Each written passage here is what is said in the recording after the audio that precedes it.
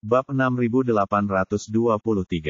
Pada saat itu, bar sedang kacau. Semua orang yang tadi minum-minum, mendengarkan lagu, dan berjoget, kini berteriak ketakutan. Namun meski takut, orang-orang itu tidak berani melawan para militan berpakaian hitam itu. Mereka pun mengangkat tangan dan berjongkok di tanah. Bernard Arnault sangat ketakutan, dan reaksi naluriah pertamanya adalah berpikir bahwa orang-orang ini pasti ada di sini untuk menculiknya. Bagaimanapun, dia adalah orang kaya yang terkenal dalam daftar orang kaya versi Forbes. Tawana juga sangat ketakutan. Ia juga merasa bahwa orang-orang ini sedang mengincarnya. Lagi pula, hal yang sama baru saja terjadi di Jepang belum lama ini. Lelaki berpakaian hitam itu berjalan ke arah Bernard Arnault, dan menarik lelaki tua itu keluar dari kerumunan seperti seekor kelinci. Sambil mencibir, "Tuan Arnault, Anda terlihat jauh lebih muda secara langsung daripada di TV." Bernard Arnault berkata dengan gugup, "Siapa kamu? Apa yang ingin kamu lakukan di sini?"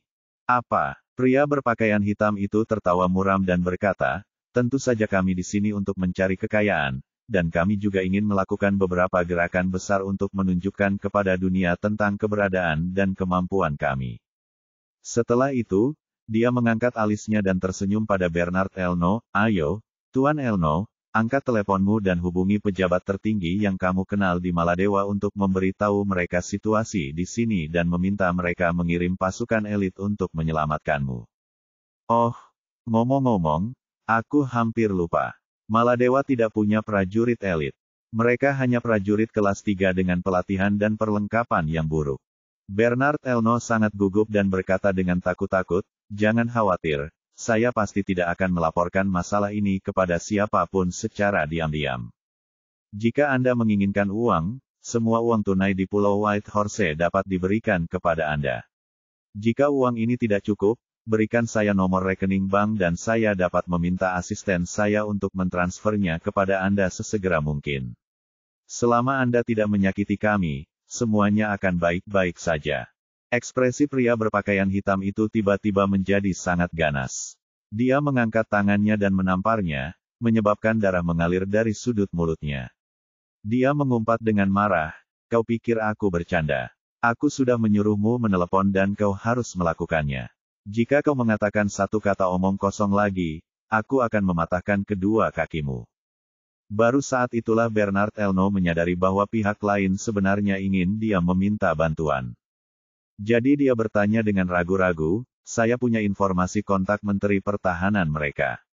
Bisakah saya menghubunginya langsung?" "Tentu saja." Pemimpin pasukan berbaju hitam itu berkata sambil tersenyum, "Ayo kita bertarung sekarang juga." Bernard Arnault mengeluarkan ponselnya dan hendak menelepon ketika tiba-tiba ia melihat tanda layanan tanpa sinyal di sudut kanan atas. Ia berkata dengan wajah sedih, "Maaf, tadi ada masalah dengan jaringan kami. Seluruh jaringan dan internet terputus. Sekarang kami tidak bisa menghubungi dunia luar." Pria berpakaian hitam itu sangat marah ketika mendengar ini. Dia mengangkat tangannya dan menamparkan Bernard Arnault lagi.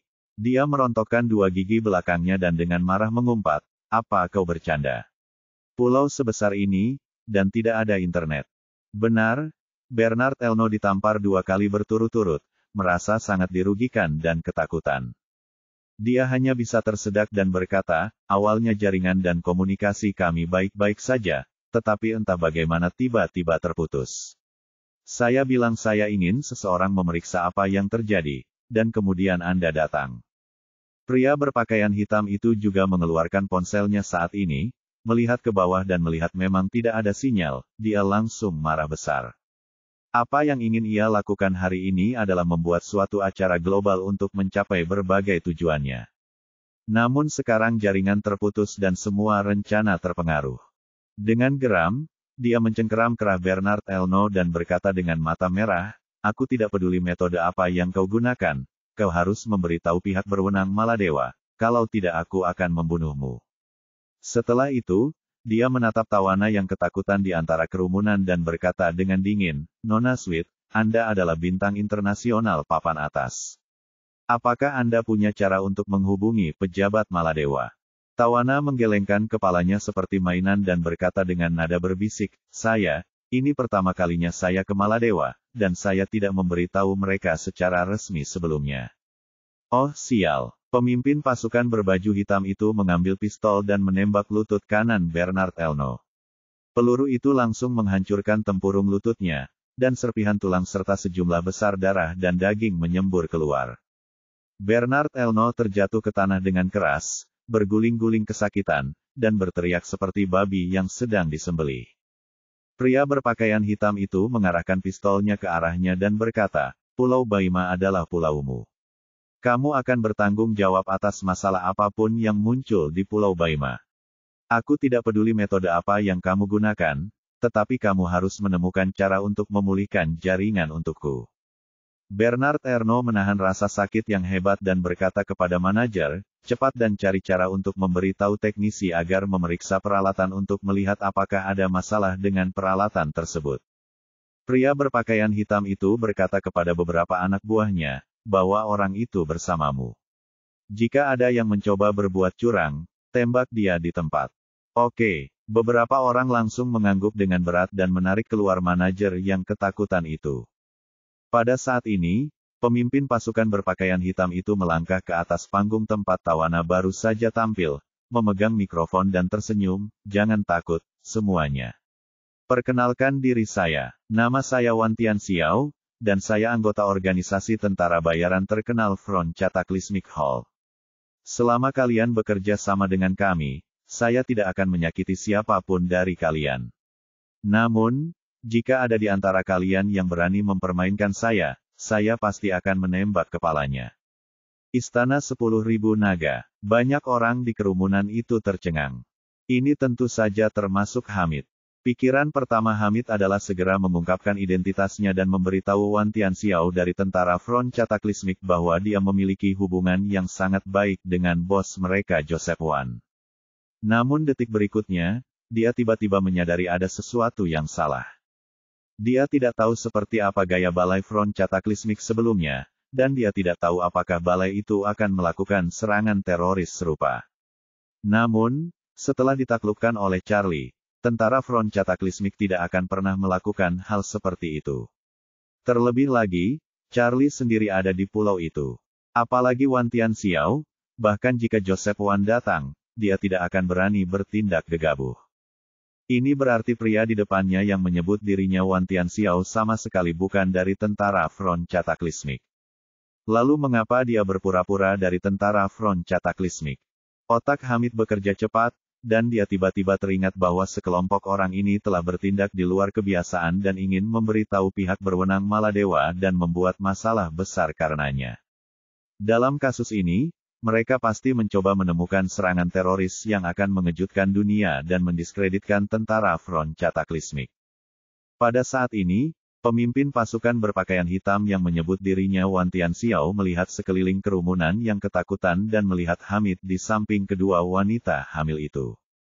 Pupil matanya sedikit mengecil, lalu dia menoleh untuk menatap orang lain dengan tenang. Faktanya, Hamid adalah target sebenarnya malam ini. Hamid saat itu tidak menyadari bahwa pihak lain sedang mengincarnya.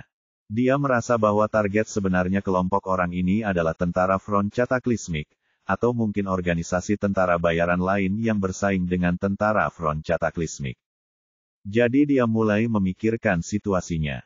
Karena pihak lain ingin membuat insiden besar dan menyiramkan air kotor ke tentara Front Cataclysmic, mereka pasti akan membunuh orang di sini malam ini. Lalu, apa yang harus aku dan kedua istriku lakukan? Kali ini aku datang ke sini, aku menggunakan identitas palsu. Agar tidak mengungkap targetku, aku tidak membawa pengikut atau pengawal. Sekarang dapat dikatakan bahwa aku berada pada titik di mana tidak ada seorang pun yang dapat menolongku. Tepat saat dia dipenuhi dengan keputusasaan, dia tiba-tiba melihat Jacob dan Elaine Ma berjongkok di tengah kerumunan dengan kepala di atas tangan. Pada saat ini, dia tiba-tiba menghela napas lega, kedua orang ini adalah ayah mertua dan ibu mertua Kakak Wade. Jadi, Kakak Wade pasti tidak akan tinggal diam, kan? Selama kita bertahan sampai Kakak Wade muncul, apakah kita akan selamat? Saudara Wade menyerang markasku sendirian tanpa ada yang menyadarinya, dan tidak ada yang bisa menandinginya. Menurutku, tidak akan jadi masalah baginya untuk menghadapi orang-orang ini. Memikirkan hal ini, dia menoleh dan melihat ke arah pintu masuk. Melihat orang-orang berpakaian hitam bersenjatakan pistol dan peluru yang menjaga pintu, dia tidak bisa menahan diri untuk tidak mendesah dalam hatinya, "Saudaraku Wade, mengapa kamu tidak datang ke pesta? Jika kamu ada di sini, bukankah kamu akan menundukkan para idiot ini dalam sekejap mata? Bagaimana jika kamu tidak tahu situasi di sini? Tidak masalah jika kamu tidak bisa menyelamatkanku, tetapi jika kamu tidak bisa menyelamatkan ayah mertua dan ibu mertuamu, bagaimana kamu akan menjelaskannya kepada istrimu?" Saat itu, pemimpin pasukan berbaju hitam itu melirik Hamid dari sudut matanya. Melihat Hamid selalu diam-diam melihat ke arah pintu, dia masih bertanya-tanya dalam hatinya, apakah orang ini bermimpi bahwa seseorang bisa datang untuk menyelamatkannya. Aku tahu betul keberadaannya. Dia tidak membawa rombongan apapun kali ini. Bagaimana mungkin ada yang menyelamatkannya? Memikirkan hal ini, pria berbaju hitam itu sudah menyusun rencana untuk langkah selanjutnya. Selama komunikasi pulih, ia akan membiarkan para turis dan selebritas ini memulai siaran langsung dan memulai pembunuhan massal selama siaran langsung. Sambil membunuh Hamid, ia juga akan menyiramkan semua air kotor ke tentara Front Cataclysmic, lalu segera mengungsi sebelum pasukan pemerintah Maladewa tiba. Semuanya akan sempurna. Pada saat ini, Charlie diam-diam mendekati bar. Ketika dia melihat beberapa pria berpakaian hitam keluar dari bar bersama manajer pulau, dia tahu bahwa mereka pasti ingin memperbaiki jaringan. Energi spiritual menyelimuti seluruh bar, dan dia menyadari bahwa situasinya relatif stabil. Dia menebak niat mereka dan berpikir bahwa mereka tidak akan membunuh orang di bar sebelum jaringan diperbaiki. Jadi, Charlie segera berbalik dan mengikuti yang lain dan manajernya. Ketika mereka meninggalkan pandangan para penjaga di luar bar dan berjalan ke jalan hutan lebat dan berliku di Pulau Baima, dia tiba-tiba berkata dari belakang, "Kalian semua, berdiri di sana."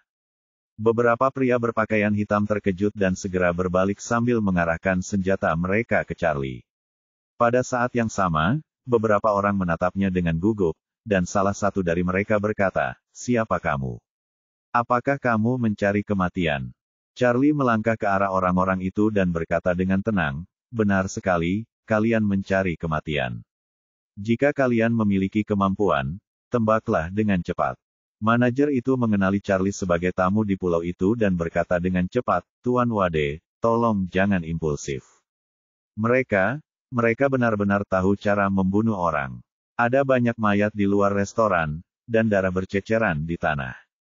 Charlie tersenyum dan berkata, "Jangan khawatir, mereka bisa membunuh orang lain tapi bukan aku." Pria berpakaian hitam di tengah mendengar bahwa Charlie seharusnya menjadi tamu di pulau itu, dan segera mengutuk, "Dasar bodoh, apakah menurutmu kita sedang syuting film di sini? Pergilah ke neraka."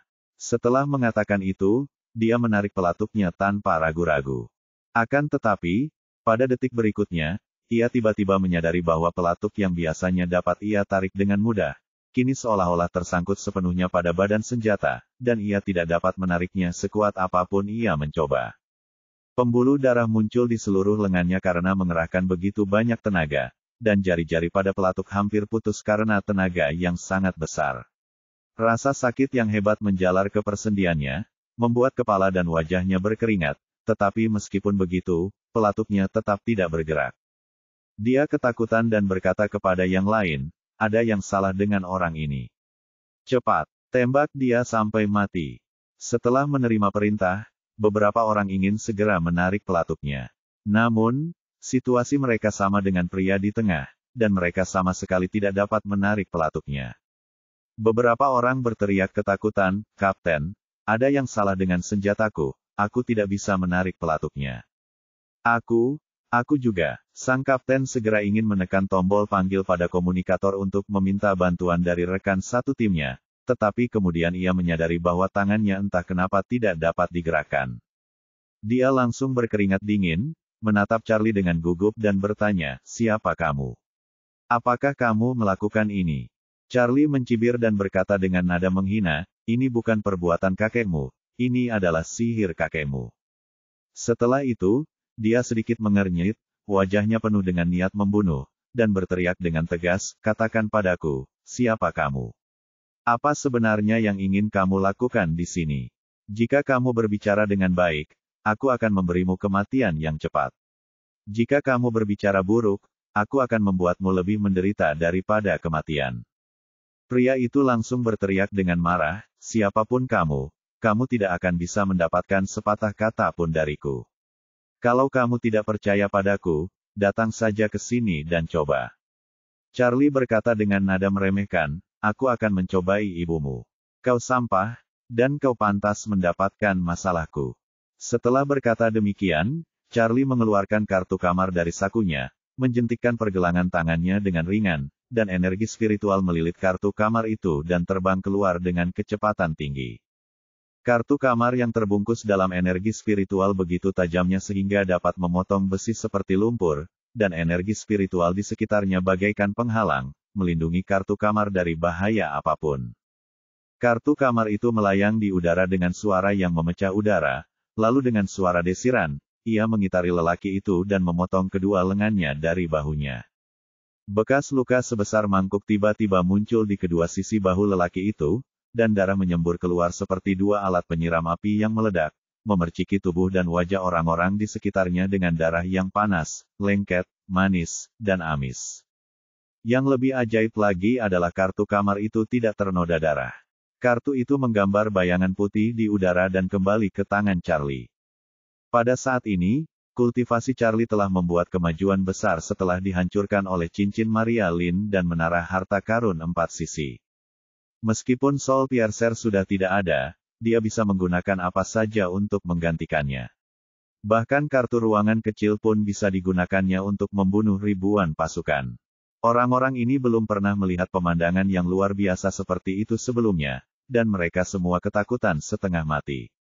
Pria yang lengannya terputus itu sangat kesakitan hingga hampir pingsan. Ia ingin berteriak untuk meredakan rasa sakitnya, tetapi tenggorokannya seperti tersangkut oleh tangan tak terlihat. Meskipun ia berusaha sekuat tenaga, ia hanya bisa mengeluarkan beberapa rengekan tak terdengar seperti anjing tua yang sekarat. Ketika sang manajer melihat kejadian itu, seluruh tubuhnya kejang-kejang hebat, lalu dia memutar matanya dan jatuh pingsan ke tanah. Charlie mengabaikan manajer dan pria yang lengannya terpotong. Sebaliknya, dia menatap orang-orang lain dengan wajah berlumuran darah dan berkata dengan dingin, aku akan memberimu kesempatan sekarang. Apakah kamu ingin menjawab pertanyaan dengan jujur? Salah satu dari mereka berseru, kakak, jangan ganggu aku. Aku akan ceritakan semuanya padamu. Beberapa orang lainnya juga menyuarakan hal yang sama, saya bersedia mengatakannya. Saya juga bersedia mengatakannya. Charlie menatap yang lain dan berkata dengan tenang, sudah terlambat. Aku hanya ingin satu orang yang selamat. Setelah berkata demikian, dia melemparkan kartu kamar itu lagi, dan dalam sekejap mata, dia menggorok leher orang-orang itu, dan mereka pun jatuh ke tanah dan mati seketika. Satu-satunya yang selamat begitu ketakutan hingga ia mengompol saat itu juga. Meskipun ia telah membunuh banyak orang dalam kehidupan sehari-harinya, ia belum pernah melihat kejadian yang begitu mengerikan. Di matanya, metode pembunuhan Charlie sebanding dengan asura dari neraka, dan gaya pembunuhan ini tanpa mengedipkan mata, tanpa omong kosong atau penundaan, lebih mengerikan daripada dewa kematian. Dia begitu ketakutan hingga dia hanya bisa kencing tak terkendali sambil gemetaran sambil berkata, kami adalah tentara bayaran yang disewa oleh perusahaan Blackwater Amerika. Kami datang ke sini untuk membantu oposisi Suriah membunuh Hamid, dan omong-omong, untuk melakukan serangan teroris dan kemudian menyiramkan air kotor ke tentara Front Cataclysmic. Charlie mengira orang-orang ini ada di sini untuk membunuh Tawana, dan juga mengira orang-orang ini ada di sini untuk membunuh Bernard Elno, tetapi dia tidak menyangka orang-orang ini ada di sini untuk membunuh Hamid. Lebih jauh lagi, dia sebenarnya dipekerjakan oleh pihak oposisi. Yang tidak dapat ia bayangkan ialah mereka tidak hanya ingin membunuh Hamid, tetapi mereka juga ingin menyalahkan tentara Front Cataclysmic atas serangan teroris. Dia mengerutkan kening dan bertanya, apakah mereka hanya ingin membunuh Hamid? Jika mereka membunuh Hamid, dapatkah mereka mengalahkan jenderal, prajurit, dan garnisun Hamid? Pihak lain dengan cepat menjelaskan, kali ini pihak oposisi diam-diam bekerja sama dengan seorang pejabat senior di bawah Hamid. Selama Hamid terbunuh, dia dapat melancarkan pemberontakan di pasukan Hamid dan memimpin beberapa prajurit untuk bergabung dengan pihak oposisi. Pada saat itu, seluruh pangkalan Hamid dapat direbut dengan bantuan dari dalam dan luar. Charlie mengangguk, mencoba memahami kekejaman dan kebiadaban tindakan ini. Jika rencana mereka kali ini berhasil, mereka tidak hanya akan dapat memperoleh markas Hamid dan menggabungkan pasukan Hamid, tetapi mereka juga akan dapat memaksa tentara Front Cataclysmic menjadi organisasi teroris di mata dunia.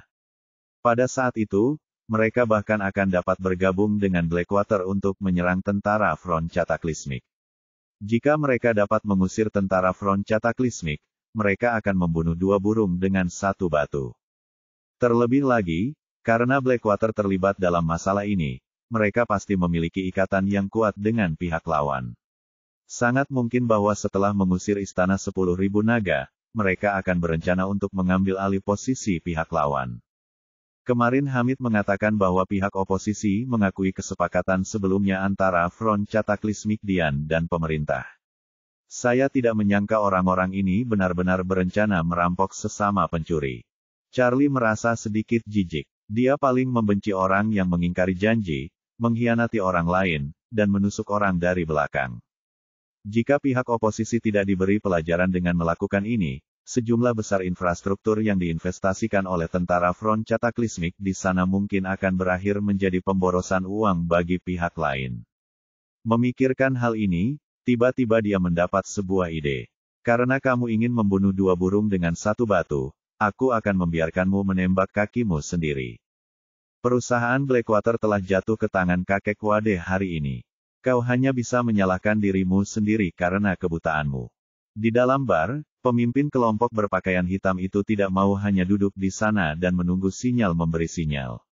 Ia menatap Tawana beberapa kali. Tawana yang tinggi dan proporsional itu langsung membuatnya berpikir jahat. Hari ini seharusnya menjadi kejadian teroris yang akan mengejutkan dunia, jadi dia tahu bahwa dia tidak perlu menahan sifat binatangnya sama sekali. Maka dia pun datang ke Tawana dan berkata sambil tersenyum, "Nona manis, saya tidak menyangka akan bertemu Anda di sini lagi. Anda adalah idola dan dewi saya. Saya sudah menyukai Anda sejak lama." Tawana berkata dengan gugup, kalau begitu tiba-tiba kau melepaskanku. Aku datang ke sini hanya untuk liburan dan tidak ingin mati di sini."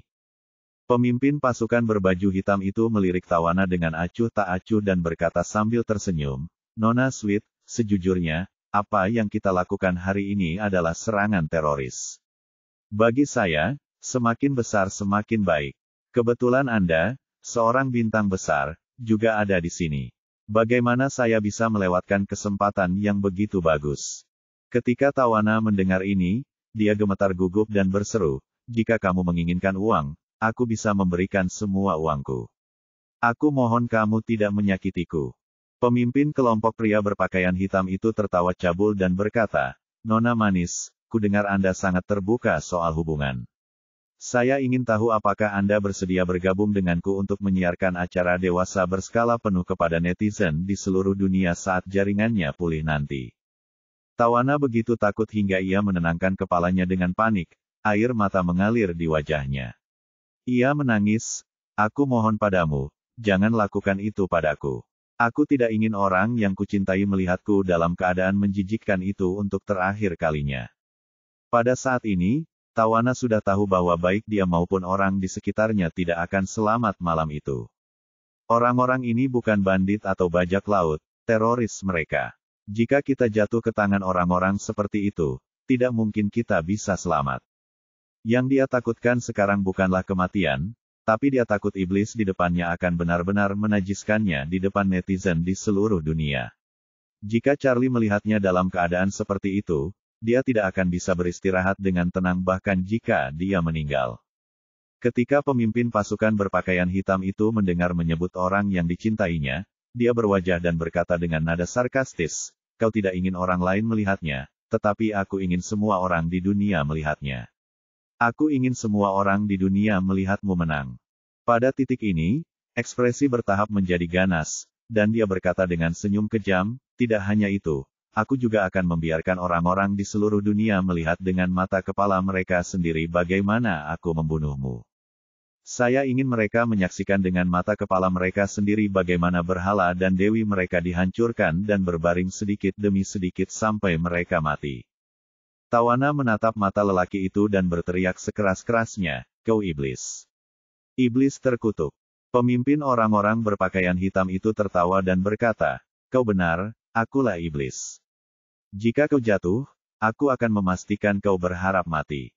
Setelah itu, dia tiba-tiba mengangkat alisnya dan tersenyum, berkata, Nona Sweet, saya memiliki banyak energi di hal itu. Sepertinya kita tidak perlu menunggu pemulihan jaringan sebelum pergi ke Wushan bersama. Mengapa kita tidak saling mengenal di sini di depan semua orang dan mencobanya terlebih dahulu, sehingga saya dapat tampil lebih sempurna dalam debut resmi saya di lain waktu. Tawana begitu ketakutan hingga ia ingin bunuh diri saat itu juga. Orang terdekatnya hampir pingsan. Mereka datang menyelamatkan Tawana, tetapi dipaksa mundur oleh beberapa pria berpakaian hitam bersenjata. Pemimpin pasukan berbaju hitam itu berkata dengan tegas, mulai sekarang, siapapun yang melakukan gerakan yang tidak perlu, aku akan menembak kepalanya. Orang tua Tawana tidak berani berbuat apa-apa dan hanya bisa berjongkok di sana, berpelukan dan menangis. Tawana benar-benar putus asa saat ini. Dia menyadari bahwa dia dan orang tuanya tidak memiliki kesempatan untuk meninggalkan tempat ini dalam hidup-hidup hari ini. Kali terakhir di Tokyo, Charlie menyelamatkan mereka, tetapi kali ini di Maladewa, keajaiban seperti itu pasti tidak akan terjadi lagi. Pada titik ini, pria berpakaian hitam itu mulai kehilangan kesabaran. Ia mencengkeram baju Tawana dan berkata dengan dingin, ayo, biarkan aku merasakan dulu bagaimana rasanya menjadi seorang superstar internasional. Setelah berkata demikian, dia ingin merobek ke meja Tawana. Pada saat ini, tiba-tiba terdengar beberapa suara dan bunyi listrik yang keluar dari komunikator di telinga, seolah-olah seseorang menekan tombol panggil tetapi tidak berbicara, dan dengan cepat melepaskan tombol tersebut. Dia mengerutkan kening, mengira ada anggota tim yang meneleponnya, tetapi sinyalnya terganggu. Tim 1, 2, dan 3 semuanya berjaga di pinggiran, dan satu-satunya orang yang mungkin pergi jauh adalah orang yang dikirim untuk memperbaiki sinyal, jadi dia segera mengeluarkan ponselnya dan melihatnya. Dia terus menunggu ikon kekuatan sinyal muncul di bilah sinyal di sudut kanan atas, tetapi setelah menunggu lama tetap tidak ada perubahan.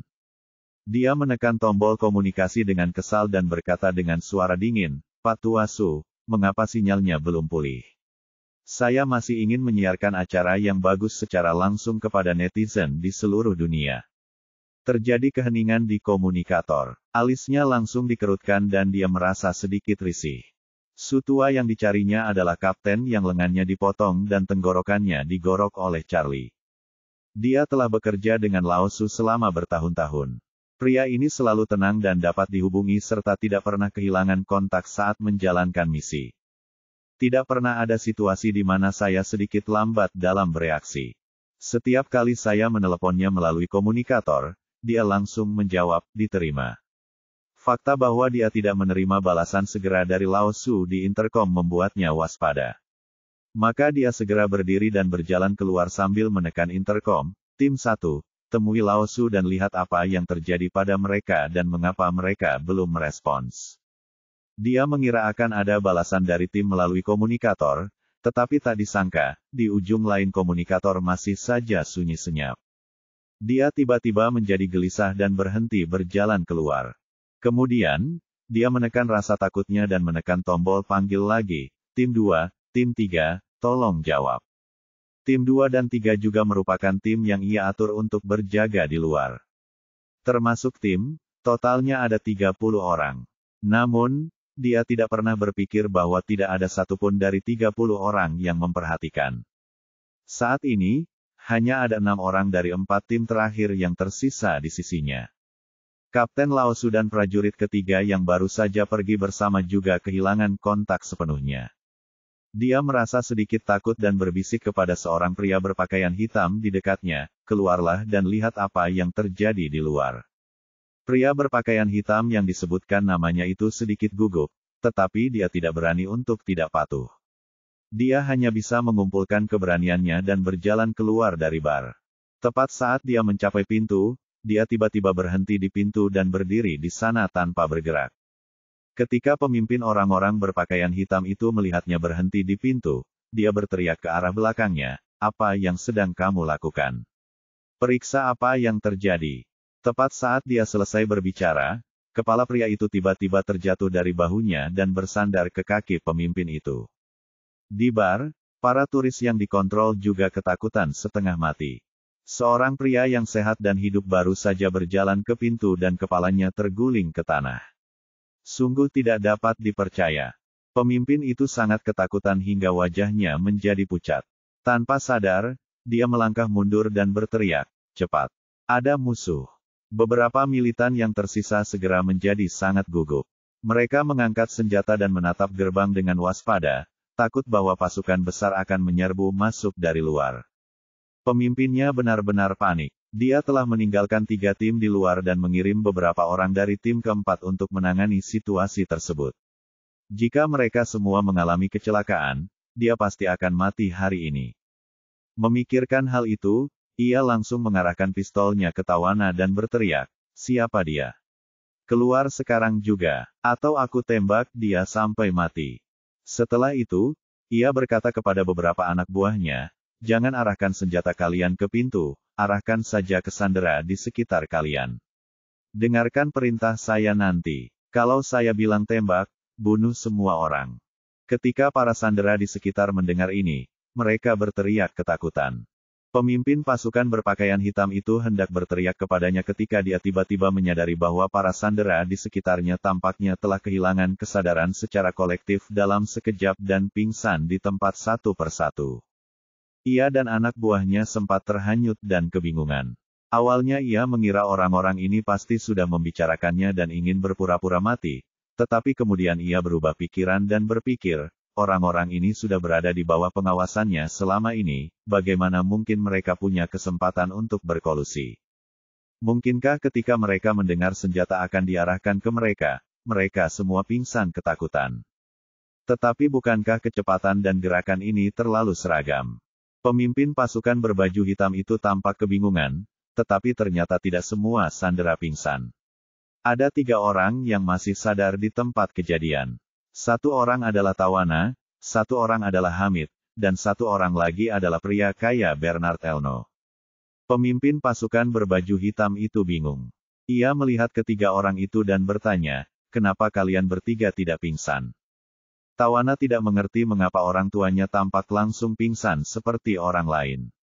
Ia hanya bisa berkata jujur, aku tidak tahu." Pemimpin orang-orang berpakaian hitam itu menatap Hamid dan menggertakkan giginya, lalu berkata, "Hamid, kamu juga tidak pingsan. Katakan dengan jujur, apakah ini ada hubungannya denganmu?" Hamid juga sangat bingung, tetapi ia tetap tenang saat itu. Ia berpura-pura terkejut dan bertanya, "Siapa kamu? Bagaimana kamu tahu nama asliku?" Pria berbaju hitam itu berkata dengan marah, "Aku tidak akan menyembunyikan apapun darimu sekarang. Tujuan kami kali ini adalah membunuhmu. Kau meninggalkan posisimu sebagai kaisar lokal di Timur Tengah dan datang ke sini untuk berlibur. Sekarang kau telah membuat kami dalam masalah. Aku benar-benar ingin menembakmu sampai mati." Salah satu anak buahnya langsung berkata, "Bos, kenapa kita masih ragu? Bunuh saja si Hamid bajingan itu. Kalau kita berhasil membunuhnya, setengah dari misi kita sudah selesai." Pria berbaju hitam itu berkata dengan dingin, "Aku tidak butuh kau mengajariku cara melakukan sesuatu. Ada musuh misterius di luar sana yang tidak bisa kita pahami. Kita harus menjadikan orang-orang ini sebagai sandera agar kita bisa bertahan hidup." Bagi pemimpin pasukan berbaju hitam, misinya saat ini adalah menghasilkan uang, bukan berkorban. Meskipun seluruh perusahaan Blackwater sangat besar dan memiliki tentara bayaran yang tak terhitung jumlahnya di bawah komandonya, tidak ada yang namanya kesetiaan di antara mereka. Semua orang mempertaruhkan nyawa dan bergabung dengan Blackwater untuk menghasilkan uang, bukan untuk menjadi martir Blackwater. Jadi, saat ini, dia tidak lagi peduli apakah dia bisa menyelesaikan misinya atau tidak. dia hanya peduli apakah dia bisa meninggalkan tempat ini hidup-hidup. Kalau dia membunuh Hamid, dia akan kehilangan alat tawar-menawar yang sangat berharga, jadi dia tidak akan melakukan hal bodoh seperti itu. Lalu, ia mengarahkan pistolnya ke Bernard Elno dan bertanya dengan tegas, "Bagaimana denganmu? Ada apa denganmu? Kenapa kau tidak pingsan?" Bernard Elno melihat sekeliling dengan ragu-ragu dan menghindar, Aku tidak tahu apa yang sedang terjadi." Pemimpin orang-orang berpakaian hitam itu mengarahkan senjatanya ke wanita yang telah jatuh di tanah di samping Bernard Elno. Wanita itu adalah istri Bernard Elno. Kemudian, dia berkata dengan marah, "Kau tidak tahu, kan? Baiklah, aku akan menembak mati istrimu dan melihat apakah dia berpura-pura." Setelah berkata demikian, dia menarik pelatuknya tanpa ragu-ragu. Pada saat ini, tiba-tiba terdengar suara dingin dari luar gerbang, selalu mengarahkan senjatanya ke arah wanita dan anak-anak tua dan lemah ini. Kemampuan macam apa itu? Pemimpin orang-orang berpakaian hitam itu tanpa sadar menoleh dan melihat seorang pemuda berjalan perlahan dari luar pintu. Pria itu mengenakan kemeja lengan pendek dan celana pendek bermotif pohon kelapa, sepasang sandal jepit di kakinya, dan senyum meremehkan yang tak tersamar di wajahnya. Ketika Tawana melihat sosok ini, ia merasa seolah-olah dewa telah turun dari surga. Ia tercekat tak percaya dan berkata, "Tuan Wade, apakah itu benar-benar Anda, Tuan Wade?" Saat dia berbicara, air mata langsung memenuhi matanya, begitu derasnya sehingga dia tidak bisa melihat penampilan Charlie sama sekali. Hamid begitu gembira hingga hampir melompat dan berkata dengan penuh semangat, "Saudara Wade, akhirnya kau di sini, Saudara Wade. Bajingan-bajingan ini datang untuk membunuhku, dan mereka mengaku dari aula 10.000 naga. Aku curiga mereka tidak hanya mengincarku, tetapi juga aula 10.000 naga." Bernard Elno juga mengenali Charlie saat ini. Dia tidak mengetahui jati diri Charlie yang sebenarnya, namun dia memiliki ingatan yang mendalam tentang wajah Charlie, dan bahkan membencinya sampai ke akar-akarnya. Karena dialah yang membawa penjual lukisan palsu Parker R. Mao dan memaksa dirinya membeli sampah senilai ratusan juta dolar AS sebagai barang pelengkap untuk pelelangan pil peremajaan. Tetapi dia tidak pernah bermimpi akan bertemu pemuda ini di pulau miliknya. Dan tampaknya Tawana juga mengenal pemuda ini. Memikirkan perubahan mendadak yang baru saja terjadi dan kepanikan para teroris, dia menyadari bahwa Charlie mungkin adalah kunci untuk mengubah situasi. Jadi dia segera berkata, Tuan Wade, lama tidak bertemu, Tuan Wade." Charlie tersenyum tipis dan berkata, "Tuan Elno, lama tak berjumpa. Saya ingin tahu apakah toko-toko mewah atas nama Anda masih melakukan penjualan distribusi akhir-akhir ini." Bernard Elno menghindari tatapan Charlie dengan canggung. "Mencocokkan barang sangatlah penting. Merek mewah saya menghasilkan uang dengan mencocokkan barang. Meskipun saya mengalami kerugian besar saat membeli pil peremajaan terakhir kali karena mencocokkan barang, sebagai perbandingan, barang saya bersifat universal untuk konsumen global, jadi pendapatan saya dari mencocokkan barang pasti lebih besar. Jadi bagaimana mungkin saya bisa memotong sumber pendapatan saya sendiri hanya karena saya pernah mengalami kerugian? Sebaliknya, saya sekarang menuntut mereka untuk mengintensifkan kebijakan distribusi barang dan mengembalikan uang yang saya keluarkan untuk membeli pil peremajaan sesegera mungkin." Jadi, dia berkata kepada Charlie dengan canggung, "Saya tidak yakin apakah barangnya akan cocok atau tidak. Tetapi Tuan Wade, jangan khawatir, tidak peduli merek barang mana di bawah grup kami yang Anda sukai, Anda dapat menikmati kebijakan tagihan gratis." Charlie mencibir, "Dasar orang tua pelit. Kalau aku ke tokomu dan mengambil sesuatu tanpa bayar, kamu mungkin gak akan bisa tidur selama 3 hari 3 malam, kan?" Bernard Elno terlalu malu untuk menjawab. Pemimpin pasukan berbaju hitam itu tidak menyangka Charlie akan mengobrol dengan para sandera. Ia langsung mengarahkan pistolnya ke arahnya dan bertanya, "Siapa kalian? Apa yang kalian lakukan pada anak buahku di luar?" Charlie tersenyum dan berkata, "Aku membunuh semua anak buahmu, dan sekarang mayat mereka ditumpuk di tanah di luar." Pemimpin pasukan berbaju hitam itu membelalakan matanya dan berteriak tak percaya, "Bagaimana mungkin? Mereka semua tentara bayaran yang terlatih. Bagaimana mungkin kamu membunuh mereka semua dengan tenang sendirian?"